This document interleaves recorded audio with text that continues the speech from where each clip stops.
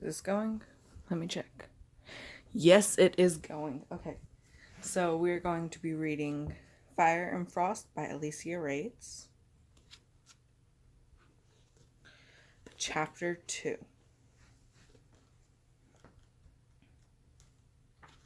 Hold on, if I can find chapter 2. I don't currently have a bookmark. Chapter 2. And I'm using the back camera on my phone, so I don't know what I look like right now. Okay. Let's see. As we neared our lockers, I rationalized what I had seen. Whatever bug I'm catching is sure making my imagination run wild. I took a deep breath, willing my bad mood to go away. But a tension headache was already forming. I tried putting Olivia out of my head. Easier said than done.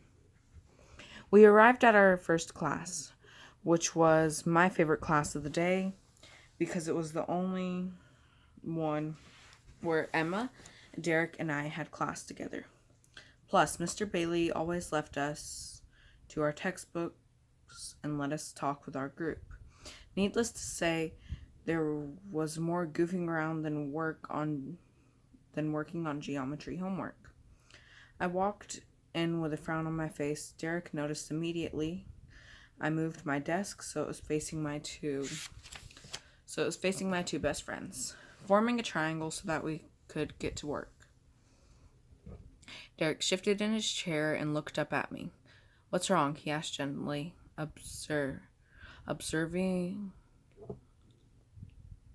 observiously concerned. "It's just not a good day," I murmured.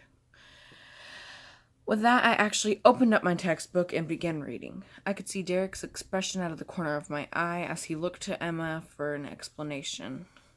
She simply lifted her shoulders and opened her own textbook.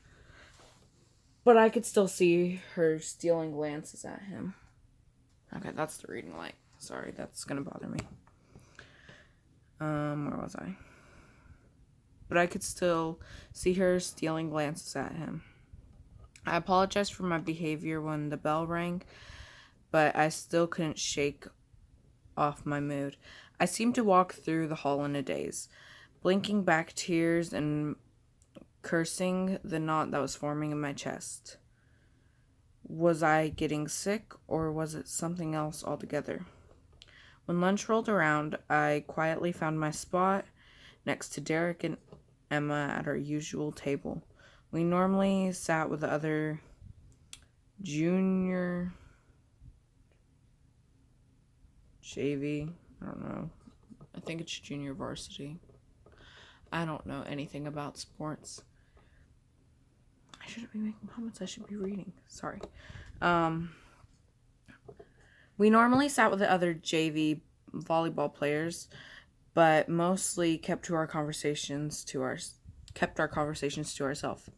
Derek was freely welcome at our table last year when he tore his ACL in basketball. Emma and I begged him to join the team as our manager. Besides, he didn't really have the typical basketball player physique.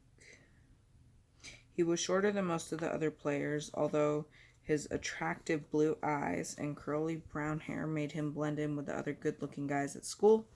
He hung out with Emma and me more than any other guy, though.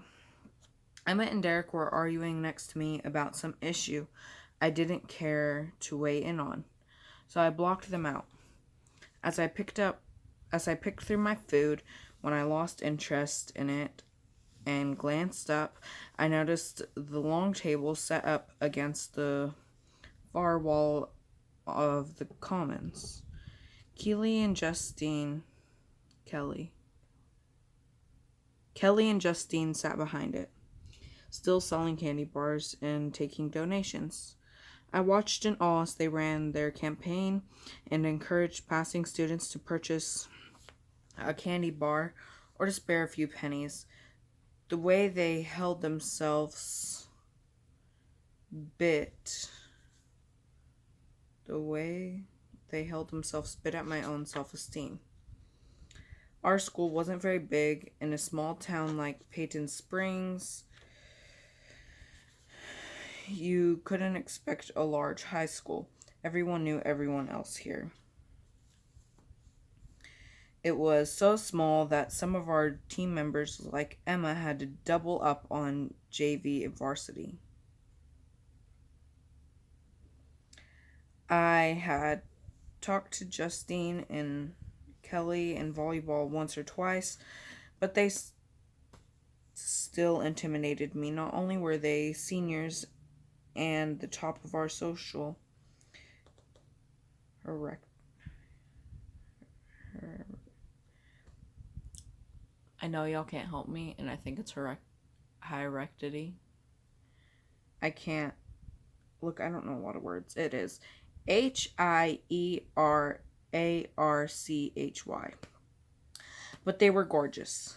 Kelly was petite like me, but she had more time to fill out, and her gorgeous smile reflected her confidence in her beauty. Justine had a had a sim had a similar smile painted on her face, but her body was one to really be jealous of. She had long slim model legs that she kept in shape with volleyball and weight training. And her tan skinny and her tan skin and shiny dark hair had me cursing my pale skin with plain dirty blonde locks. I had zero curves to speak of and a pencil-shaped body that puberty had not yet had a chance to fill out. I was willing to bet I was the only girl in my grade who hadn't started her period yet.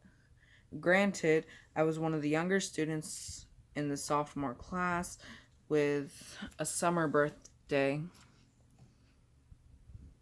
I was nearly a year younger than Emma, who already had her driver's license, but that wasn't any excuse for the universe to slow down the onset of my menstrual cycle.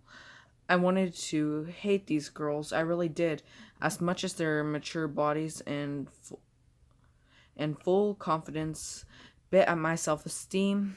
I couldn't hate them. They'd always been friendly to me. I didn't have any legitimate reason to hate them. I was still watching them when Kelly's boyfriend, Nate, came up to her from behind and embraced her. She flinched at first in surprise, then she tilted her head back to nuzzle against his shoulder. From this distance, they seemed to make a great pair. They were the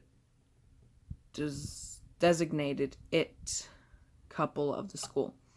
The two everyone thought would last long after high school. They looked good together. With her small but athletic frame and his tall, muscular body. Their blonde hair and blue eyes complemented each other. I couldn't help but take note of how I'd like a boyfriend like that. While admiring the girls, my mind thought back to Olivia. What would it be like if she were still here? Would she be sitting at that table with them fundraising for some other good cause? My thoughts drifted back to those. I was trying desperately to suppress. Did I really see Olivia this morning? No, I thought, poking at my spaghetti. I was just stressed. I had an image of her face in my mind. I have a wild imagination, I rationalized. I don't really know what happened this morning. I'm just remembering it wrong, I told myself. With all these thoughts racing around in my head, I hadn't noticed how much time had passed. The buzz of the bell pulled me from my reverie, and I sprang up in surprise. I pushed through the crowd and dumped my tray of uneaten food before I let it all fall into the garbage. I grabbed a piece of garlic bread and shoved it in my mouth. I knew if I didn't eat something, I'd be curled up with hunger planes before our volleyball game that night. The rest of the day continued in a haze, my mood lifting only so slightly in band class where I Fully enjoyed playing first chair clarinet. When the final bell rang, my stomach called out to me, clearly upset that I didn't eat my lunch. "Oh, shush," I scolded my belly, which earned me a few odd stares. I shoved my notebook in my locker and took several deep breaths. I needed to calm down if I was going to do well at the game tonight. Our JV team hadn't lost all season, and there was only a week of games left. I wasn't about to lose one because of a bad day, which wasn't honestly all that bad anyway. Gosh, what was up with me? "Ready?" Emma said cheerfully as we walked toward the locker room to gather our equipment. "Ready as I'll ever be, I guess." I gave her a smile in hopes that it would cheer me up. And that was chapter 2 of Fire and Frost by Alicia Rades. You guys have a good evening, and I'll see you guys tomorrow. Bye.